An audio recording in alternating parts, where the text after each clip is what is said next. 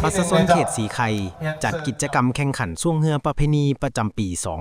2025 เพื่ออนุรักษ์รักษาวัฒนธรรมฮีตคองประเพณีอันดีงามของเราโดยปฏิบัติตามฮีตคองประเพณีที่เคยปฏิบัติกันมาเพื่อเป็นการอนุรักษ์รักษาวัฒนธรรมอันดีงามของเราก็คือชาวเมืองสีโคตรตะบองให้ยืนยงดังนั้นคณะองค์การปกครองเมืองสีโคตรตะบองได้สมทบกับอำนาจการปกครองกลุ่มสีไข่จัดพิธีงานแข่งขันช่วงเฮือประเพณีประจำปี 2025 ขึ้นในวันที่ 18 ตุลา 2025 ที่เขตห้องการบ้านเมืองวาทาเมืองสีโคตรตะบองนครหลวงเวียงจันทน์โดยมีทานพงษ์สวรรค์ศรีลิพันธ์คณะประจำพรรคนครหลวงเวียงจันทน์ทานอินปองทุมมาประธานคณะกรรมการปกครองเมืองสีโคตรตะบองพร้อมด้วยคณะนำเมืององค์การปกครองบ้านพนักงานนักกีฬาและมวลชนเข้าร่วมจุดประสงค์การแข่งขันช่วงเฮือสีไข่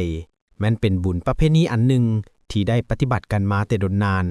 ภายหลังออกพรรษาปวารณาและภายหลังสำเร็จการช่วงเฮือท่าวัดจันทร์เป็นการสืบต่อส่งเสริมและปฏิบัติมูลเสื้อฮีตคองประเพณีอันดีงามของลาวเว้ารวมเว้าเฉพาะแม่นฮีตคองประเพณีอันดีงามของประชาชนเขตสีไข่ก็คือเมืองสีโคตรตะบองและเป็นการส่งเสริมการลิ่นกีฬาของมวลชนอย่างกว้างขวางและเป็นประโยชน์มหาศาลเนื่องจากว่ากีฬาล้วยให้ร่างกายสมบูรณ์แข็งแรงสมองปลอดโปร่งร่างกายสดชื่นป้อการผ่อนคลายความเครียดและจิตใจแจ่มใสเป็นการส่งเสริมการท่องเที่ยวสร้างรายรับให้แก่ประชาชนเพราะหลายปีผ่านมาได้พบกับปัญหาด้านเศรษฐกิจปัญหาอัตราเงินเฟ้อและปัญหาอื่นๆในพิธีดังกล่าวท่านจินตนาคุณศรีหัวหน้าคณะกรรมการจัดการแข่งขันขึ้นรายงานการกะเกี่ยมความพร้อมและระเบียบของการแข่งช่วงเฮือประเพณีสีไข่ประจำปี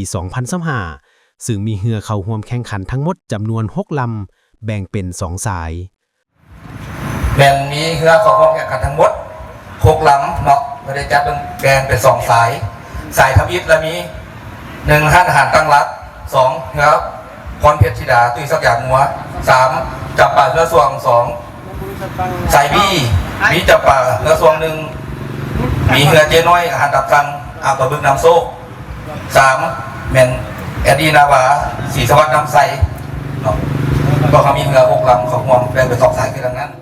สำหรับผลการแข่งขันช่วงเฮือประเพณีสีไข่ประจำปี 2025 ซึ่งอันดับที่ได้ที่ 1 ได้แก่เฮือจำปาเฮือสวง2ได้รับขันรางวัล1 หน่วยพร้อมเงินจำนวน10 ล้านกีบให้เกียรติมอบขันรางวัลโดยท่านอินปองทุมมาประธานคณะกรรมการปกครองเมืองสีโคตรตะบองอันดับที่ 2 ได้แก่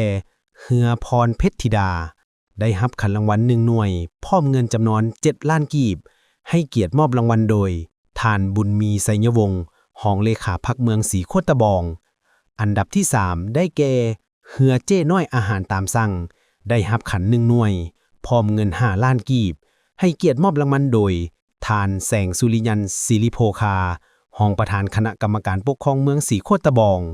และรางวัลที่ 4 ได้แก่เฮือจำปาเฮือสวง1ได้เงินรางวัล3 ล้านกีบมอบรางวัลโดยท่านสมชายแสงประดิษฐ์ประธานคณะกวดกาพรรคองค์การกวดการัฐเมืองสีโคตรตะบอง